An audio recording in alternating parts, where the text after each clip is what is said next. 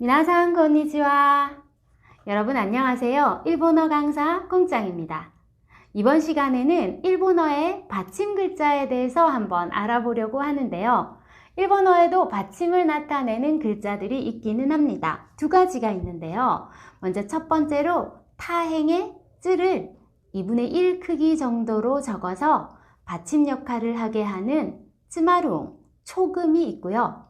두 번째로는 히라가나표의 마지막 글자인 응, 이 응을 받침으로 나타내는 하네루옹이라고 하는 발음, 이렇게 해서 두 가지 종류가 있습니다.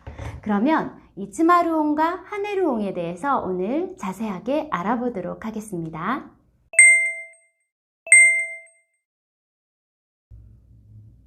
초금은 기역, 디귿, 시옷, 비읍 이렇게 네 가지 소리값을 가지고요.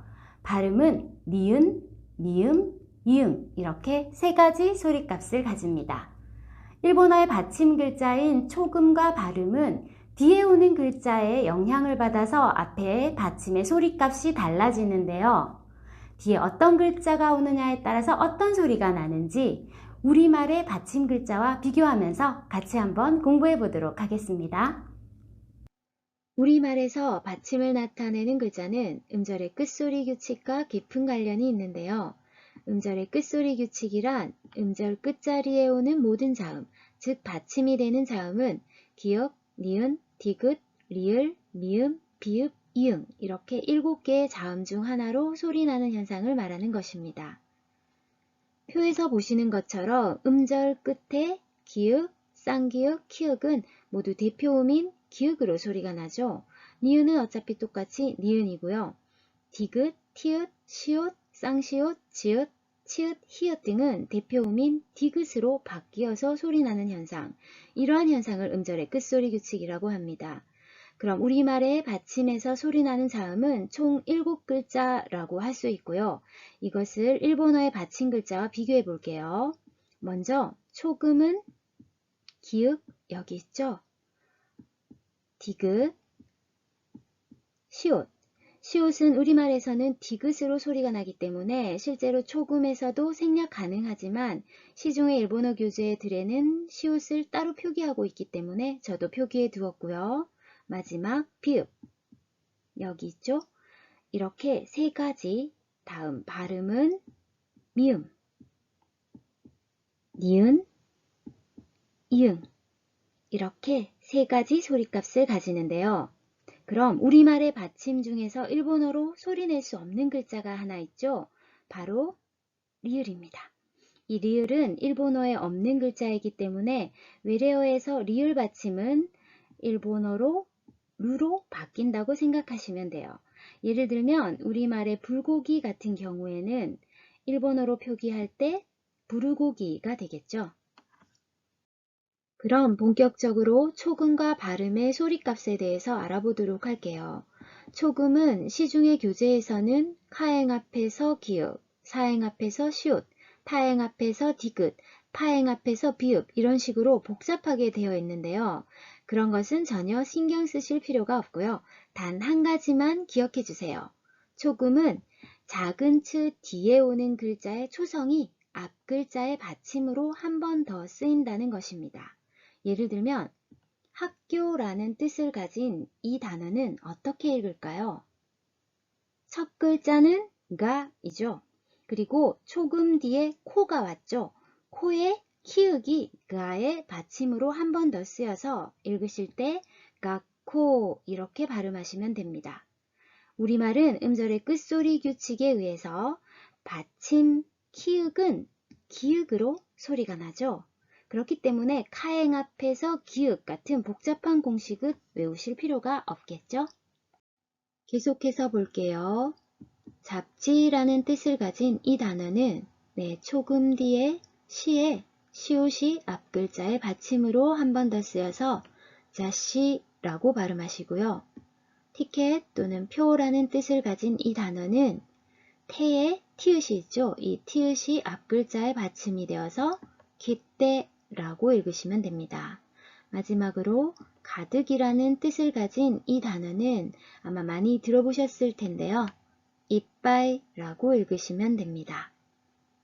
초금은 뒤에 오는 글자의 초성이 앞 글자의 받침으로 한 번 더 쓰이는 규칙, 이 규칙만 꼭 기억하시면 되고요. 다음으로 발음의 규칙도 한번 알아보도록 하겠습니다. 발음은 초금과는 달리 두 가지 정도를 암기하셔야 합니다. 먼저 첫 번째로 마, 바, 빠행 앞에 응이 오면 미음으로 소리나는 규칙이 있습니다. 마, 바, 빠행 앞에서는 미음. 예를 들면 연필이라는 뜻을 가진 이 단어는 응 뒤에 삐가 왔죠. 삐는 빠행이기 때문에 빠행 앞에서 미음 소리가 나서 엠삐츠 이렇게 발음하시면 됩니다. 그리고 두 번째는 카행, 가행, 하행 또는 모음 앞에서는 이응 소리가 납니다. 카행, 가행, 하행 모음 앞에서는 이응. 예를 들면 음악이라는 뜻을 가진 이 단어는 응 뒤에 가가 왔죠. 가행 앞에서는 이응이기 때문에 옴가꾸 이렇게 발음하시면 되고요. 전화라는 뜻을 가진 이 단어는 응 뒤에 와 모음이 왔죠. 모음 앞에서 응은 이응으로 소리가 나기 때문에 냉화 이렇게 발음하시면 됩니다. 이렇게 해서 마바 빠행 앞에서는 미음, 카행, 가행, 하행 모음 앞에서는 이응 이렇게 두 가지를 외우셨다면 이 1번, 2번을 제외한 나머지는 다 니은 이렇게 기억하시면 됩니다. 예를 들어서 한자라는 뜻을 가진 이 단어는 지, 응 뒤에 지가 왔죠. 지는 마바 빠행도 아니고 카행, 가행, 하행 모음도 아니죠. 그래서 니은으로 소리가 나서 간지 이렇게 발음하시면 됩니다. 초금과 발음 이렇게 두 가지 받침 글자에 대해서 알아보았는데요. 초금은 뒤에 오는 글자의 초성이 앞 글자의 받침으로 한 번 더 쓰여. 요거 하나만 기억하시고요. 발음은 마바 빠행 앞에서는 미음, 카행, 가행, 하행이나 모음 앞에서는 이응, 나머지는 다 니은. 요렇게 두 가지만 외워서 기억해 주세요. 여러분, 오늘은 일본어의 받침이 되는 글자인 초금과 발음에 대해서 알아보았는데요. 시험을 목적으로 하는 학생들 같은 경우에는 앞에서 배운 내용들을 충분히 암기하셔야 하고요. 그게 아니라 단순히 회화를 위한 일본어나 영화 감상 또는 취미로 일본어를 공부하시는 분들 같은 경우에는 가장 간단하게 초금과 발음을 외울 수 있는 방법이 있습니다. 초금은 디귿, 그리고 발음은 니은, 이 두 가지만 기억해 두세요. 초금이 나오면 디귿으로 발음하시고 발음이 나오면 니은으로 발음하시고 이렇게 하셔도 충분히 원어민의 발음과 비슷하게 발음이 되기 때문에 두 가지만 꼭 기억해 주시면 되겠습니다. 여러분, 오늘 영상이 도움이 되셨다면 구독과 좋아요 눌러주세요. 皆さん今日もお疲れ様でした。また会いましょう。